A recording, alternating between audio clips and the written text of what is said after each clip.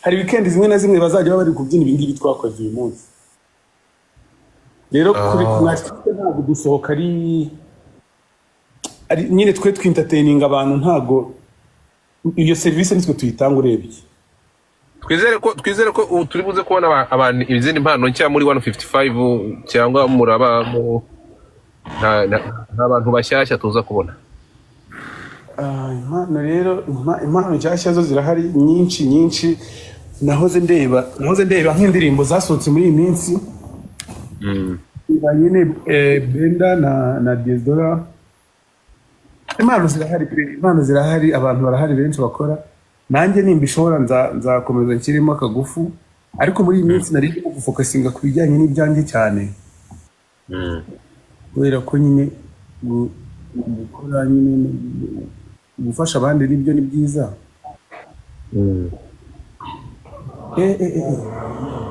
Yabimenye pole ubagiye guhita mpamagara kandi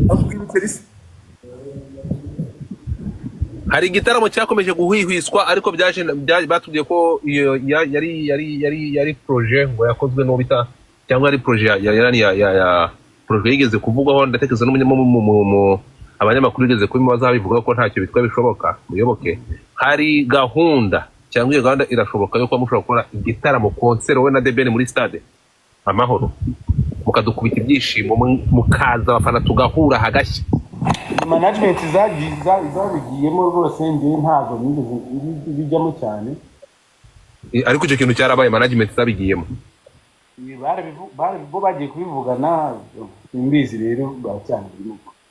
Bivuze ngo management yawe ivuganye na Deben, uko Deben nta management agira. Nese gahe si umufuti. No umufuti ariko ntabwo abamanaginga. Rega no uri kumva utari kundenza imipaka koko, ibyo bintu nta makuru. Uri kurenza imipaka, uri kumva none se ndamutse nahuye na Deben we nabibaza, ariko ntimukajye mudushinja kuri management.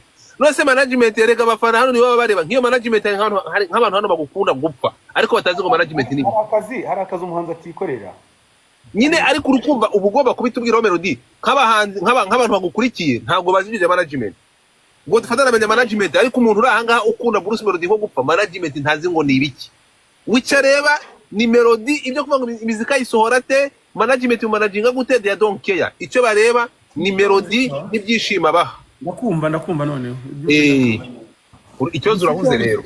Icyo nzi cyo nuko iyo management iri mu bintu bikaba birimo kugenda, nibwo twicara ku meza tukabivugana. Iyo biri gufata umwanya wenda ntibite biba nyine, cyangwa ubone wenda amakuru arasohotse ariko ibintu ntibise biba, bisobanuye ko hari ibintu bikiri kwigwaho kugira ngo dore hasi abantu ngo dufashe ibishyiraho mu network yawe ni nk'akanyobe. Nigeze gutumira Amagide Black rero aho ngaho rwose bro, network yawe niba ari kugenda, niba ari kumuvinga, network yawe iri gucika. Network ngira cyari mbi, uri kumuvinga cyane. Oya nahise nongera ni connecta kuri yindi mbitwe bari kuyamagara cyane. Ndeka mbisubizeho. Aha, wigeze gutumira Amagide Black nuko winyobya yana nko nguyo ya nyanja we.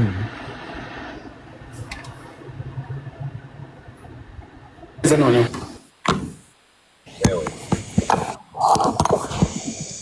nuko ngukire mutyo kukiresha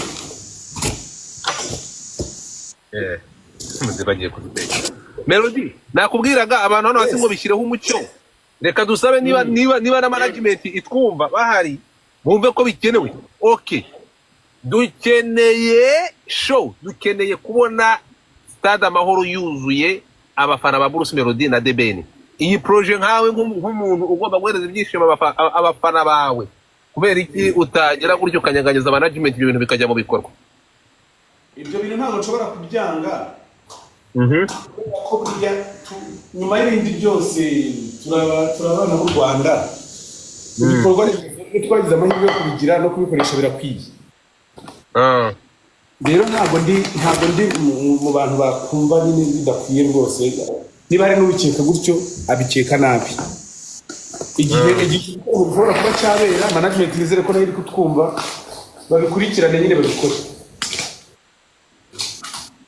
babigira ikintu babikoraho ariko ntago ni ukuri mujye muno twumva ariko nk'abahanzi ntago ari twe duteguriye ibitaramo bitegurwa n'abo dukorana nabo yego hari nk'igihe ubona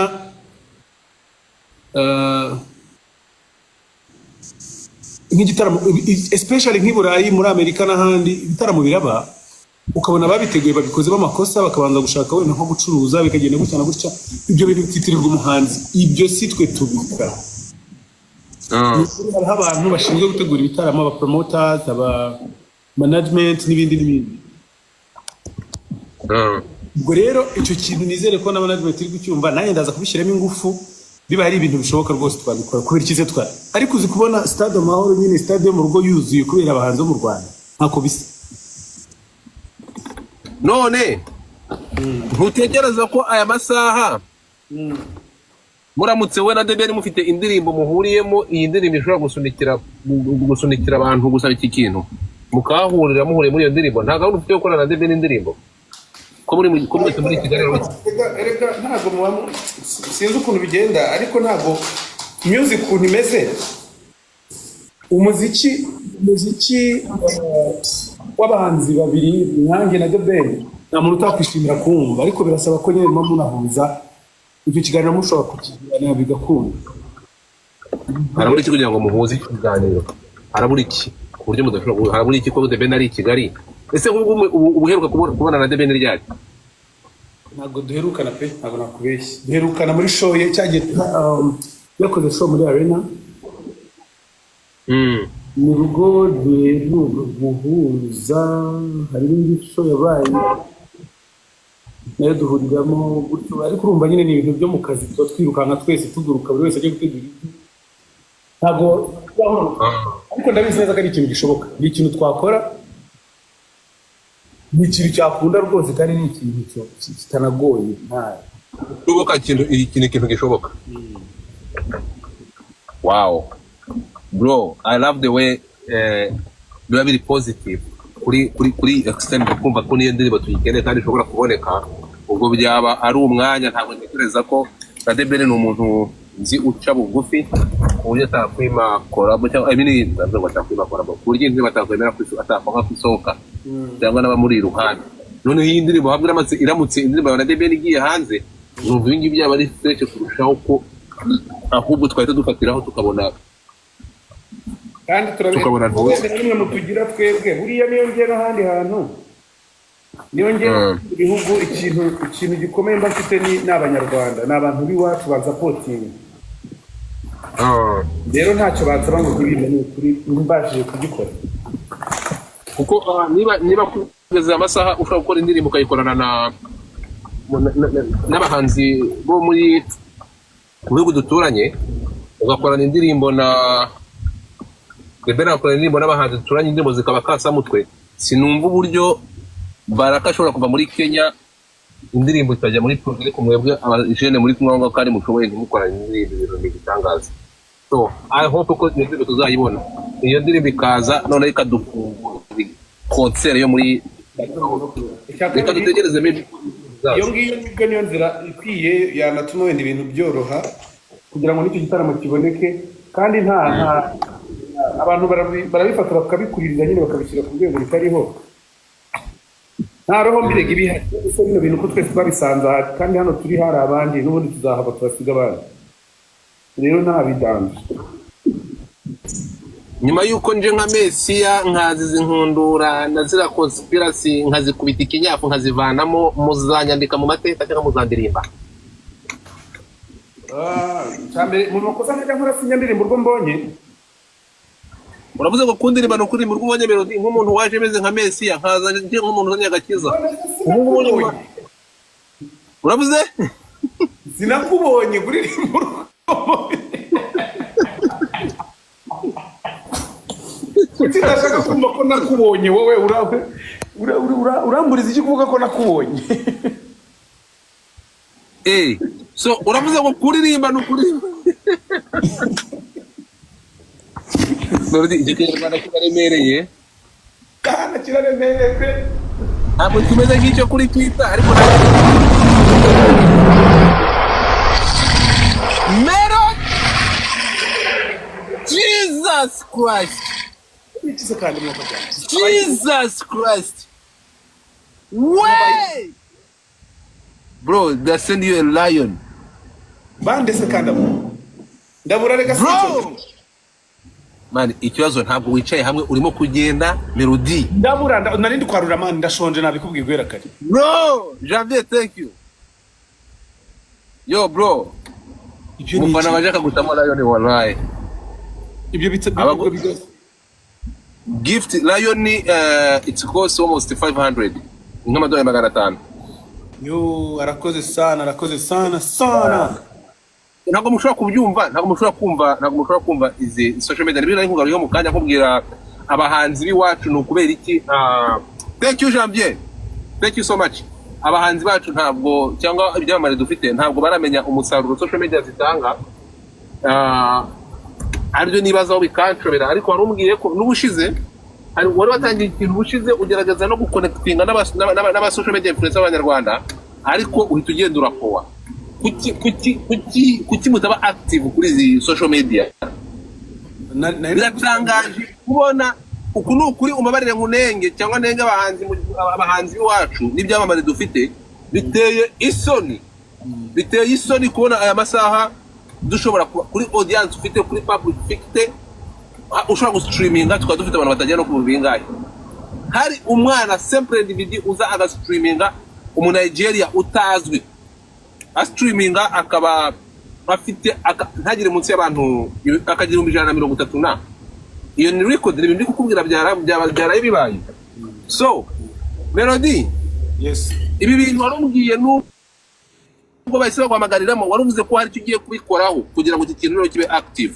Twitege iki gukoresha social media cyangwa kuba active kuri izi mbuga n'uroga zigatangira no kuba byarira umusaruro zikabinjiriza? Cyambere mu bidushishikarize nyine urabona nkuko ubivuze birabimbabaje nanjye kuko nyine ndabitekereza nkavuga no wa mugani harabura iki. Ntabwo ibintu byose tubizirega ubwo twada umuziki twebwe hano ntabwo umaze igihe kinini buri muzika wacu yewe n'izi mbuga uri kuvuga n'ibiki byose abantu babikoresha neza hano ni bakeya. Rero ntabwo byose tubimenya ntabwo twuzuye ingobyi tukivuka. Reka mureke mukomeze kudusunika mu bitwigishe mu bidukundishe mu bidushishikarize. Yego. Hano nje kuri ruhande kuri bingibi ntabwo hano dufite umwana ntabwo nabibwiyeho abantu benshi barabizi. Ndifuza ko hazabaho abantu umunsi umwe ibyamamare bihurira ahangaha habeho event audience zo kugira ikintu bitubwiraho ariko habeho hari gahunda iriho. Mwitegure abahanzi banyu nk'ukuntu Janvier abigenje abahanzi bazahurira ahangaha ibyamamare bihurira ahangaha baze ubundi muze mukora ibintu bisa nk'ibitangaza platform zabo zimenyekana. Bro, social media zigomba ziri active zigomba kuba byarira umusaruro. Ngiye niko bitekereza. So nukuri ibingibi tugiye kubishyiramo imbaraga social media zanyu mutangire kuzibyaza umusaruro. Mufite audience mutandukanye na Godfather mutandukanye n'abandi bafite audience y'Abanyarwanda reka bivuge gutyo gusa ariko ntabwo audience ya Melody audience ya Debeni n'abandi bahanzi ntabwo ari y'Abanyarwanda gusa. Mwe mwamaze kurenga imipaka. So mugomba kuba active rero bakabamenya mukavuga ariko twebwe turacyara abahanzi biwacu ari ukuntu dushaka kuba nk'iritegwa joro ntibashaka kugaragara ku manywa ngo ntiyagaragara ngo ntabwo ngo naza ahangaha nko ku Melody ari ahangaha kandi ntabwo ntegereza ko ariko biba bigomba kugera. Muba mugomba kuba active ngayo nguko. Urashona uranyumva? Bon appétit. Abantu ubuse Melody bagakurira mu ruhame.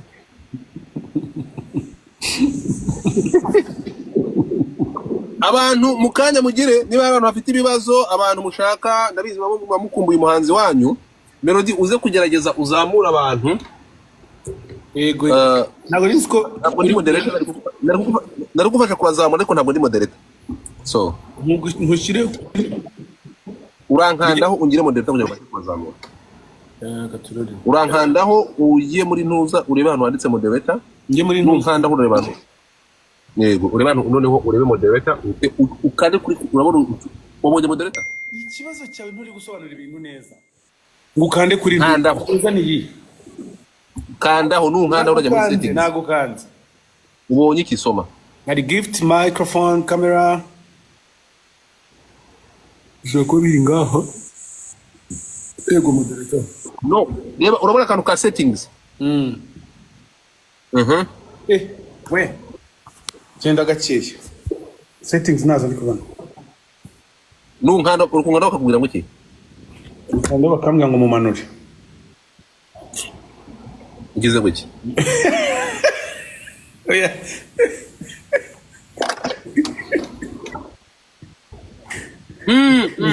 Bereka hari utudomo dutatu hehe saga reba utudomo dutatu reba ko nk'umunguri nkandaho urabona utudomo ureba hano hari moderator n'udukanda barakwereka moderator ariko abantu nakabazamuye nanjye ko moderator ntabwo ndi kumubona pe uke zamura abantu rero urareba aho zamura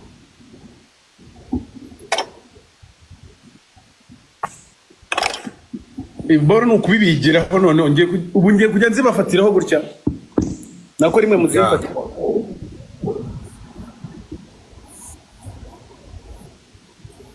so wabibonye uri kubabona ndimo kureba abo ego mwana gasa none n'ahantu nanyuze wowe nkuzamura sindi kongera ngo hakunde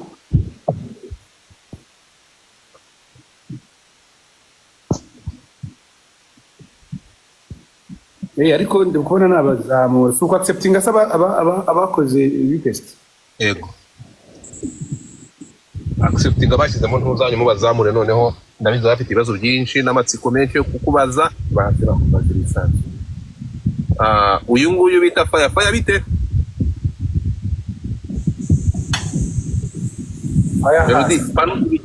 pano igomba kujya abantu 8 umeze bose mbatemo bose bazamure noneho Melody yahereye iruhande azamuye bita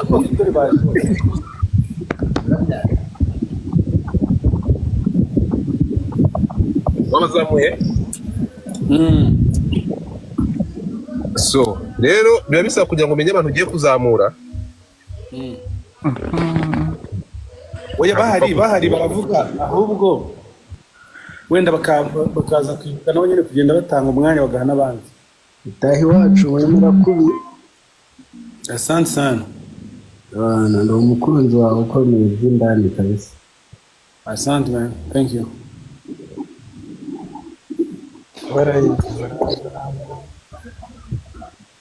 urumva Godfather yaravuze ngo mbazane murebe niba nyine noneho wakana mu ifoto ya Melody ndumva binandemye kana mu ifoto yawe noneho urahita wowe urajya hari hanini hanyuma twe tujye iruhande hari sasa kana mu ifoto yawe urabona kwa kundi exactly aho ngaho ni fresh so abantu rero muzamuka